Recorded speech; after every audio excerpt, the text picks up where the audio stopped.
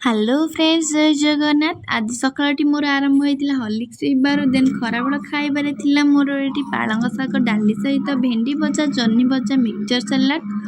then मु खराबेल भाभी किछिटा लड्डू बनईदेवी से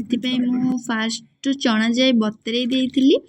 देन बतरे की ताको भल्ला से ग्राइंड कर देइथिली ग्राइंड करिकी जे पकुड़ी साइज रो शेप देकी मु ताको छाणी देइथिली छाणी सारा पर मुझे 10 मिनिट